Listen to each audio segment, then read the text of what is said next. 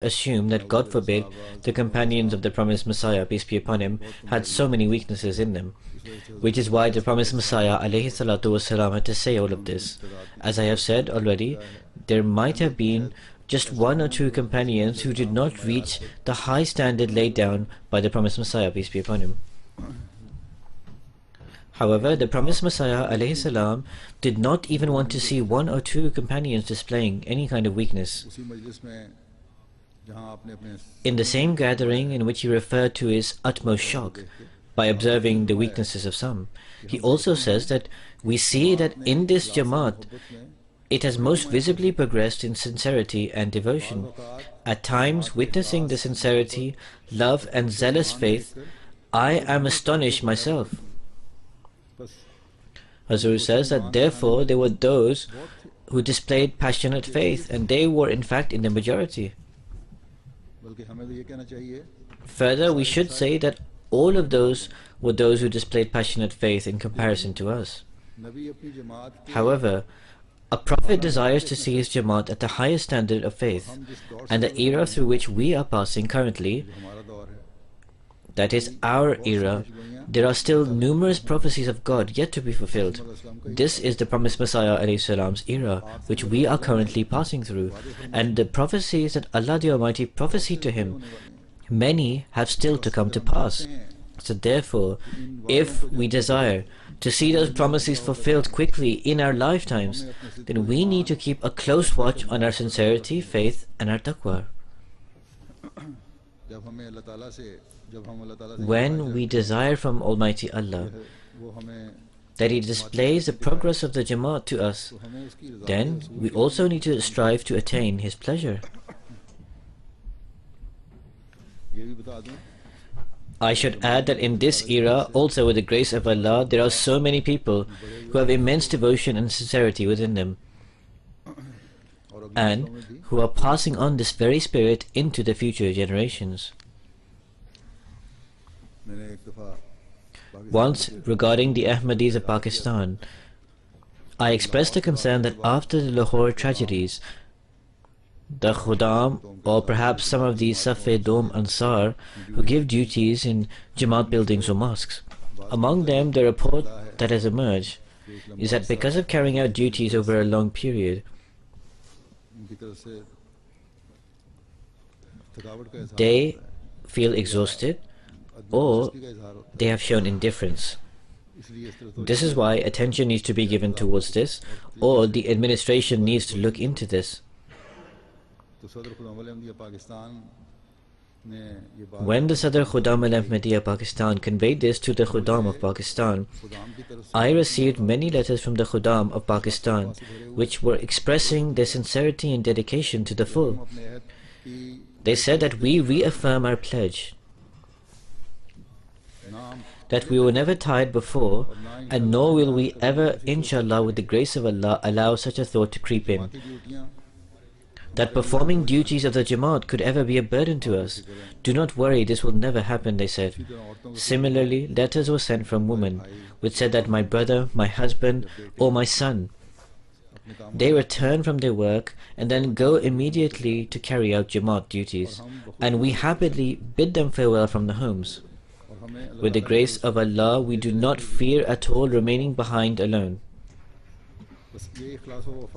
So therefore this devotion and loyalty, as the promised Messiah ﷺ has said, is because of the intensity of faith. You should also remember that whilst carrying out these duties or obligations, never forget your God. Prayer should be offered on time, and during your duties, go on remembering Almighty Allah and also continue praying. The greatest power for us is Almighty Allah. The help and support we will receive will only be received from Allah. Our efforts are just humble and meek, and we are performing these in accordance with God's commands. Whatever is to be done will actually be done by God. Thus, when you attach yourself with God, then He Himself will seek revenge from the enemy and will stop him. So never be slack in prayers. The benefit of the worship and prayers and remembrance of Allah should be practically manifested from the lives of every one of us. Then only can we reach the level expected and desired by the promised Messiah, peace be upon him. The promised Messiah ﷺ says in one place that Allah the Almighty states that Inna Allaha ma'al lazina taqaw wal lazina hum muhsinun.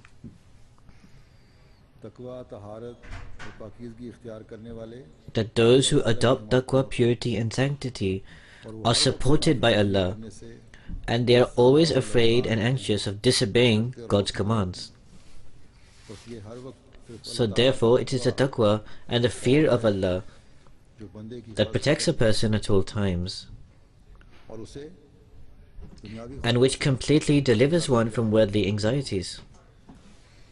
Therefore, if an Ahmadi should hold fear of anything whatsoever, then it should be the fear of Allah the Almighty, that may He not become angered at us. The promised Messiah ﷺ, peace be upon him, states in one place that Allah the Almighty addressed me and said that I should inform my Jamaat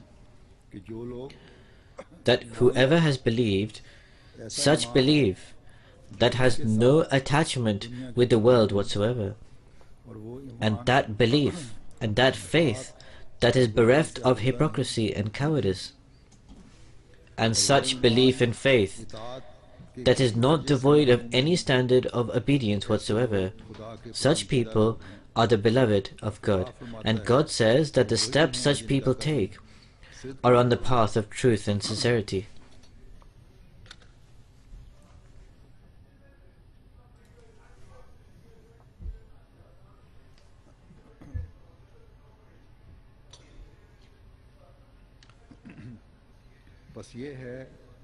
Therefore, this is a level of belief in faith that the promised Messiah ﷺ, peace be upon him, expected from us. May Allah grant us the ability to inculcate such high belief within ourselves. At this time, with reference to obedience, I would like to say a few words. As obedience was just mentioned, the promised Messiah, peace be upon him, said that one should not be devoid of any standard of obedience. There are various standards of obedience which we need to keep in mind. There are different ranks of obedience. There is obedience to the Nizam-e-Jamaat, the system of the community. There is obedience to the commands of Allah. This is also a type of obedience. Similarly, a person thinks of many other things. So in order to fully implement the system and to become fully submissive to Almighty Allah, it is obedience alone. That if a person keeps watch over it, then he keeps progressing.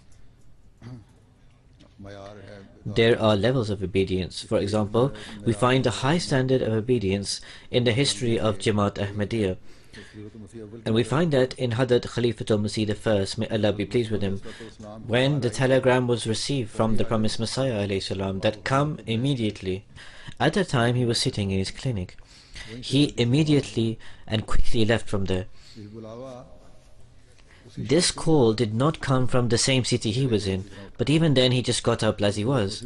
In fact, the promised Messiah ﷺ was in Delhi, and Hadrat Khalifatul Masih I, may Allah be pleased with him, was in Qadian.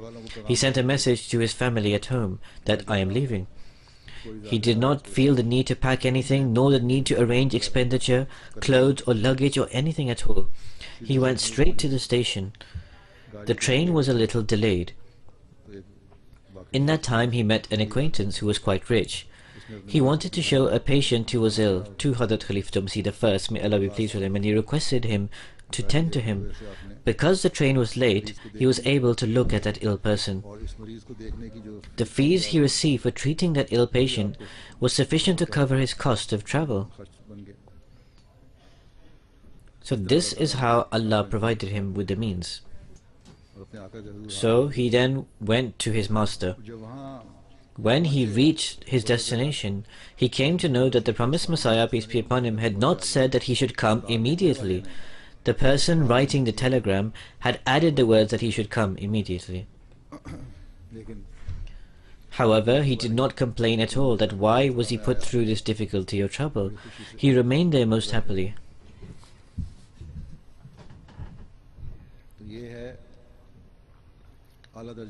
So this is the highest standard of obedience, that every concern and every thought is insignificant in comparison to fulfilling a command. Then, as I have said, Allah responds by providing the means as well.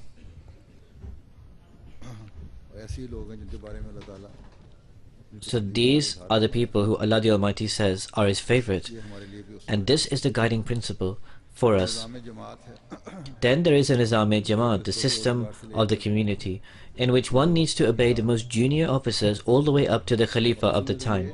In actuality, this is a continuation and the steps up of the obedience to Allah and the Holy Prophet, peace and blessings of Allah be upon him. As the Holy Prophet, peace and blessings of Allah be upon him, said, "Whoever obeys my Amir or leader obeys me, and whoever obeys me obeys Allah." Therefore, it is essential to fulfill the basic levels of obedience of the Nizam, of the system, even at the lowest levels. If you look at any community or from a worldly perspective, if you analyze any organization or government in the world, they have a system established. Without this system, the organization cannot run. It is essential for its operation. Governments of the world also have in place rules and regulations to effectively run its system. To abide by these regulations is essential.